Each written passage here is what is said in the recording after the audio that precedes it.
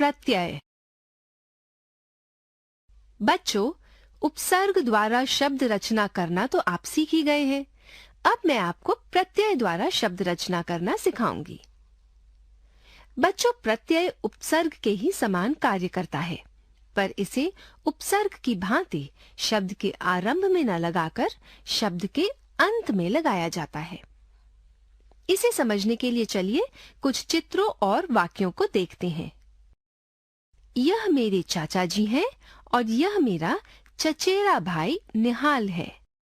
बच्चों, इस चित्र और वाक्य में आप देख रहे हैं कि एक लड़का अपने चाचा और भाई से हमें मिलवा रहा है, पर यहाँ उसने भाई शब्द के साथ चचेरा शब्द का प्रयोग किया है।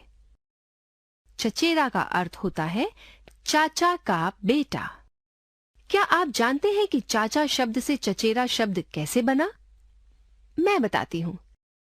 ये शब्द चाचा शब्द के अंत में प्रत्यय लगाने से बना है। जब चाचा शब्द में एरा शब्दांश जोड़ा तो बना चाचा जमा एरा चचेरा। बच्चों, चचेरा शब्द में जुड़ा एरा शब्दांश ही प्रत्यय है, जिसके जुड़ने से चाचा शब्द के अर्थ में परिवर्तन आ गया। तो बच्चों, इस प्रकार अब आप समझ गए हैं कि जो शब्दांश किसी शब्द के अंत में जुड़कर उनके अर्थ में परिवर्तन ला देते हैं, वे प्रत्यय कहलाते हैं। बच्चों, इसी तरह प्रत्यय लगाकर और भी कई शब्द बनाए जा सकते हैं। जैसे संगीत शब्द में कार प्रत्यय जोड़ा तो बना संगीत जमा कार संगीतकार।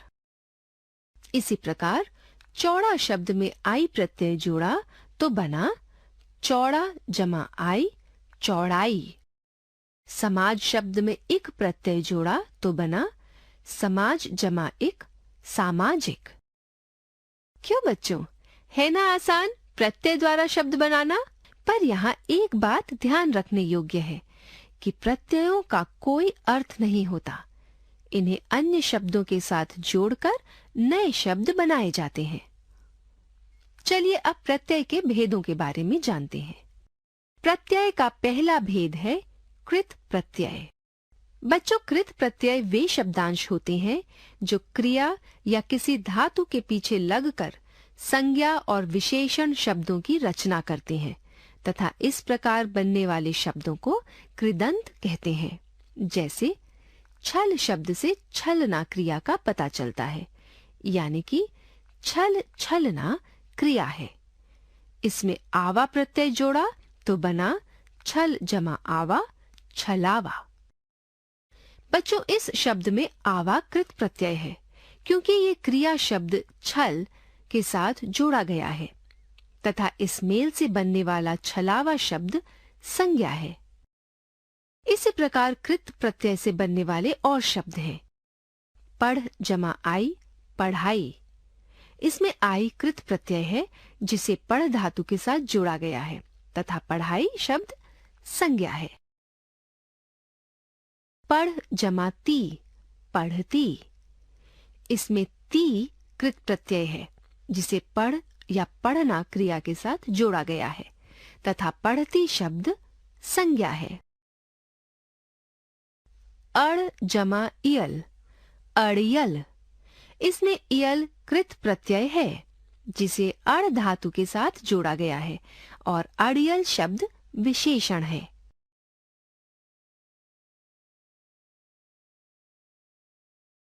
बच्चों, कृत प्रत्यय के 5 भेद होते हैं।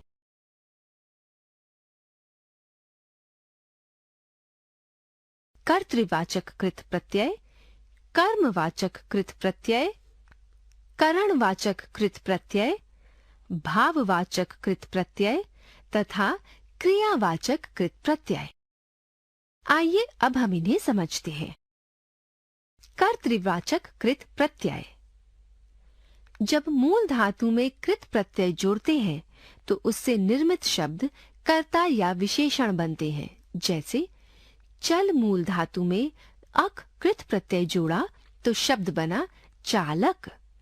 चल जमा अक चालक। इसके और उदाहरण भी देखिए। मूल धातु प्रत्यय निर्मित शब्द। इत प्रत्यय लिख धातु से जुड़ा तो शब्द बना लिखित। आक प्रत्यय तैर धातु से जुड़ा तो शब्द बना तैराक। अनीय प्रत्यय निंद धातु से जुड़ा तो शब्द बना निंदनीय। ठीक है ना बच्चों? प्रत्यय का दूसरा भेद है कर्मवाचक कृत प्रत्यय। जब मूल धातु में कर्मवाचक कृत प्रत्यय जोड़ते हैं तो उससे बनने वाले शब्द कर्मवाचक कृत प्रत्यय कहलाते हैं। जैसे थक मूल धातु में आन कर्मवाचक कृत प्रत्यय जोड़ा तो शब्द बना थकान। थक जमा आन थकान। इसके और उदाहरण देखिए। मूल धातु प्रत्यय निर्मित शब्द। खेल बिछा जमा औना खिलौना बिछौना।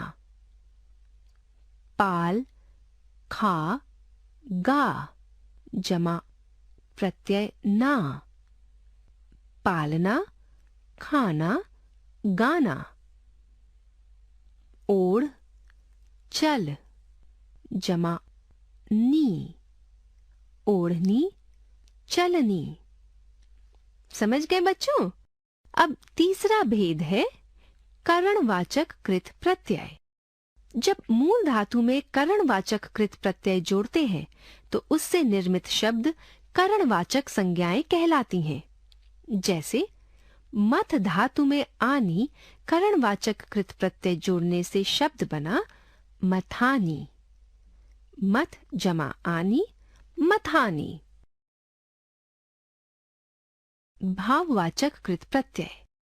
जब मूल धातु में भाववाचक कृत प्रत्यय जोड़ते हैं तो निर्मित शब्द भाववाचक संज्ञाएं बनती हैं। जैसे मिल धातु में आप भाववाचक कृत प्रत्यय जोड़े तो शब्द बनेगा मिलाप। ये भाववाचक संज्ञा है। मिल जमा आप मिलाप। इसी प्रकार चढ़ जमा आई चढ़ाई। बह जमा आव बहाव। कृत प्रत्यय का पांचवा भेद है क्रियावाचक कृत प्रत्यय। जब मूल धातु में क्रियावाचक प्रत्यय जोड़ते हैं तो उससे निर्मित शब्द क्रियावाचक बनते हैं। इसी कारण इसे क्रियावाचक कृत प्रत्यय कहते हैं। जैसे पढ़ धातु में आ क्रियावाचक कृत प्रत्यय जोड़ा तो उससे शब्द बना पढ़ा। यह क्रियावाचक शब्द है। पढ़ जमा आ पढ़ा। इसी प्रकार हंस जमा ता हंसता। खा जमा कर खाकर। अब दूसरा भेद समझते हैं। बच्चों प्रत्यय का दूसरा भेद है तद्धित प्रत्यय। बच्चों तद्धित प्रत्यय वे शब्दांश होते हैं जो संज्ञा सर्वनाम या विशेषण शब्दों के अंत में लगकर नए शब्दों की रचना करते हैं। जैसे खट्टा शब्द में आस प्रत्यय जोड़ा तो बना खट्टा जमा आस खटास। इसमें आस शब्द तद्धित प्रत्यय है जिसे खट्टा विशेषण शब्द के साथ जोड़ा गया है और इससे बनने वाला खटास शब्द संज्ञा है। इसी प्रकार धोबी शब्द में इन प्रत्यय जोड़ा तो बना धोबी जमा इन धोबिन। इसमें इन तद्धित प्रत्यय है जिसे धोबी संज्ञा के साथ जोड़ा गया है और इससे बनने वाला नया शब्द धोबिन है। तद्धित प्रत्यय से बने शब्द भी 5 प्रकार के होते हैं।